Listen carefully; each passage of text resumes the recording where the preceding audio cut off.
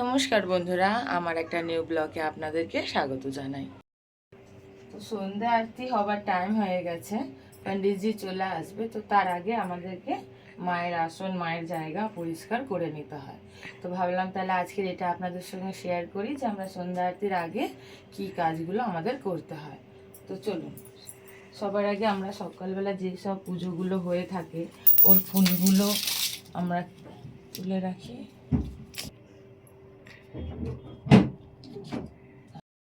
সকালবেলার পুজো ফুলগুলো এখন তুলতে হয়, কেন সারাদিন তো আমাদের ঘরে অনেক রকমের কাজ থাকে, আর সারাদিন নানান রকমের কাজ করার সময় ওই কাপড় জামা পরে আর ঠাকুরের জায়গা ছোঁয়া যায় না। তো ওই জন্য যখন সন্ধ্যেবেলা আবার কাপড় জামা ধোয়া পরিষ্কার করে চান ধান করে অন্য ড্রেস পরা হয়, তারপরে আমাদের ঠাকুরের জায়গা স্পর্শ করা হয়। তুলে রাখতে হয় সকালবেলা পুজোয় ফলগুলো চড়ে, ওইগুলো এখন তুলে রাখলাম, আবার এখন এসে চড়বে ওইগুলো, আবার রাতের বেলা আমরা পরিষ্কার করে তখনই আবার শোব। তো এইগুলো এখন না পরিষ্কার করে রাখলে আবার এখন উনি এসে এখন আবার পুজো চড়াবেন, এইগুলো পরিষ্কার না করে রাখলে তখন আর হবে না। এইগুলো আগে দিয়ে আমাদেরকে করে রাখতে হয়, উনি এসে পুজোটা শুরু করে দেয়। এগুলো সকালবেলা পুজোর সময় দক্ষিণা, যেটা রোজ দিন আমাদের দিতে হয়, এটা পণ্ডিতজি পুজোর শেষের দিন এসে নিয়ে যাবেন। এগুলো এখানেই রাখা থাকে, মায়ের পায়ের কাছে আমরা রেখে দিই, থাকে পুজো শেষে নিয়ে এসে নবমীর দিন তখনই উনি নেন। তাড়াতাড়ি চলে এসছেন, পুজো হবে বলে সমস্ত কিছু বাজার হাট করে। মায়ের গলায় সকালে চড়ানো হারটা আমরা নামিয়ে দিই। সন্ধ্যের টাইমে কাছ থেকে আসার সময় কর্তামাসি নতুন হার, মালা, ফুল নিয়ে আসছে, ওইগুলো আবার নতুন হার চড়ানো হয় সন্ধ্যা আরতির টাইমে।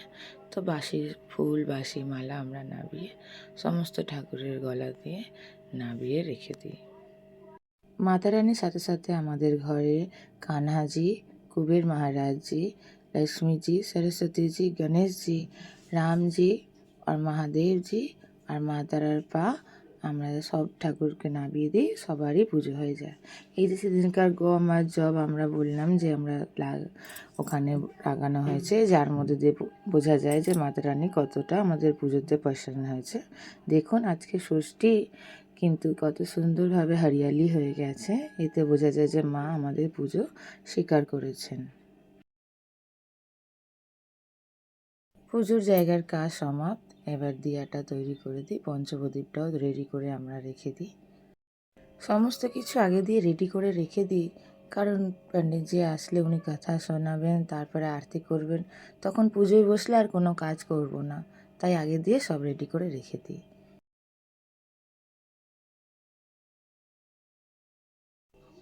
এবার প্রসাদের পালা, ফল, মিষ্টি, দই, সন্দেশ সমস্ত কিছু নিয়ে এলো এক্ষুনি কর্তামশাই, সমস্ত কিছু বের করে থালায় সাজিয়ে রাখা হয়। মালা নিয়ে এলো, ওই মালাটা সকালে চড়ানো হবে, কেন ভোরবেলায় পুজো হয় তখন আর আনা হয় না বলে এখন রাতেই নিয়ে আসা হয় মালা। তো মায়ের গলায় এখন জবা মালাটা চড়িয়ে দেবো, কালকে সকালের জন্য নতুন মালা এনে রাখা রইল, ওটা কাল ভোরবেলা পুজোর সময় চড়ানো হবে। এখন সন্ধেবেলাটা তো গলা খালি রাখা যায় না, তাই জবা মালাটা চড়িয়ে দিলাম। কর্তামশাইকে বললাম বসে বসে একটু আগরবাতিটা জ্বালিয়ে দাও, উনি বসে বসে ধূপ ধুনোটা জ্বালিয়ে দিচ্ছে, ওই যে নিয়ে রেখে দেবো ঠাকুরের জায়গায়।